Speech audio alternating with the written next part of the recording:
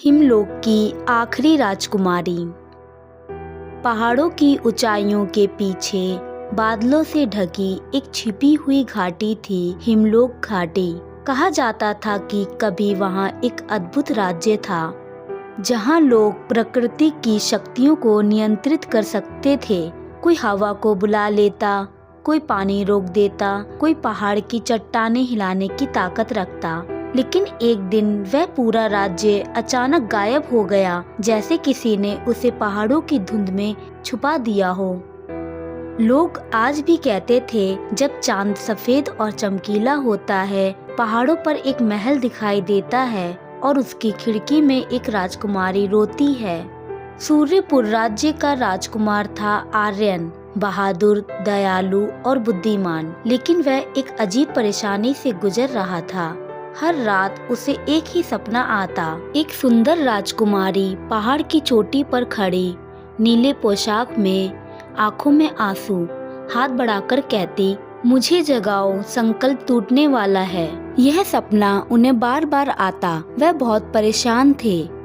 राजकुमार ने महल की बुजुर्ग भविष्यवक्ता दादी संत विरांगी को अपने कक्ष में बुलाया। राजकुमार ने कहा, आइए भविष्यवक्ता दादी, बैठिए। राजकुमार ने अपने सपने के बारे में उन्हें बताया। उन्होंने धीरे से कहा, ये सपना नहीं, ये पुकार है। तुम्हारा भाग्य उस लड़की से जुड़ा है। उन्होंने एक पुरानी पांडुलिपि खोली और उसको पढ़ना शुरू किया। उसमें लिखा था, हिमलोक की आखिरी राजकुमारी समय बंधन में कैद है। उसे वही मुक्त करेगा जिसका हृदय सत्य और साहस से भरा हो। राजकुमार, तुम्हारा हृदय सत्य और साहस से भरा है, इसलिए यह सपना तुम्हें आता है। तुम्हें राजकुमारी को समय बंधन के कैद से मुक्त करवाना होगा।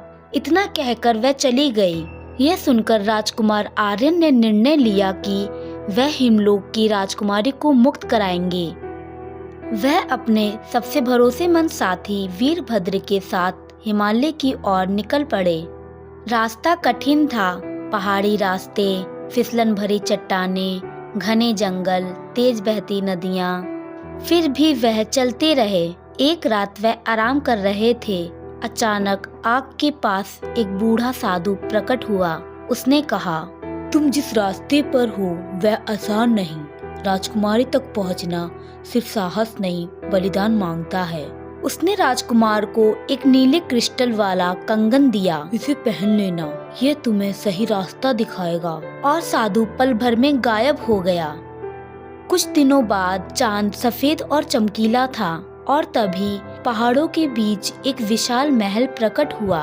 काले पत्थरों की दीवारें, टूटे स्तंभ, फिर भी एक रहस्यमयी रोशनी में चमकता हुआ महल। जैसे ही वह आगे बढ़े, तेज हवाएं चलने लगी, बर्फ फटने लगी और उनके सामने प्रकट हुआ एक विशाल दानव पहरी। उसकी आंखें नीले प्रकाश में चमक रही थी। उसने गर्जना की, कौन हिमलोक की द्वार पर आया है?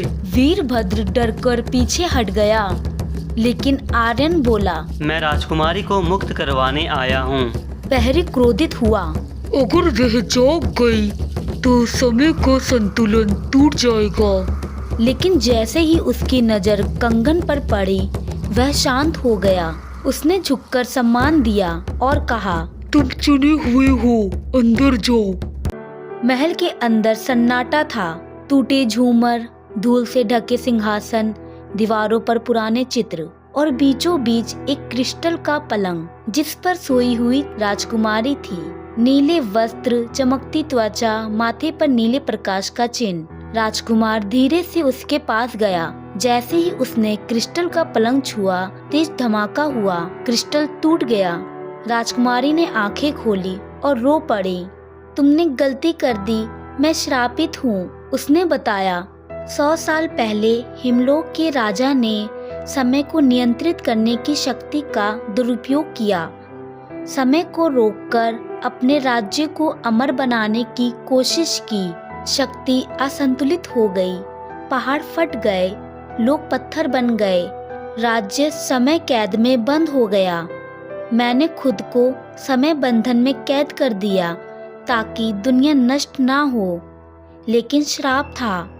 अगर मैं जाग गई तो समय बिखर जाएगा और अराजकता पैदा होगी। थोड़ी देर बाद महल हिलने लगा, घड़ियों की आवाजें गूंजने लगी, कभी दीवारें टूटती, कभी फिर जुड़ जाती। राजकुमारी चिल्लाई, भाग जाओ वरना सब नष्ट हो जाएगा। लेकिन आर्यन बोला, अगर तुम्हारी मुक्ति से दुनिया खतरे में है तो मैं तुम्हें अकेला नहीं छोड़ूंगा। हम साथ मिलकर श्राप तोड़ेंगे। आर्यन ने साधु का दिया हुआ नीला क्रिस्टल तोड़ दिया। क्रिस्टल टूटते ही एक तेज रोशनी फैली। वह प्रकाश राजकुमारी और आर्यन के हृदय में समा गया।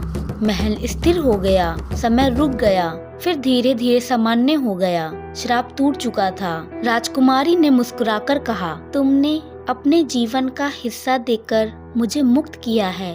वह अब समय नियंत्रक रानी बन चुकी थी। राजकुमार और राजकुमारी हिमलोक राज्य को वापस ले आए।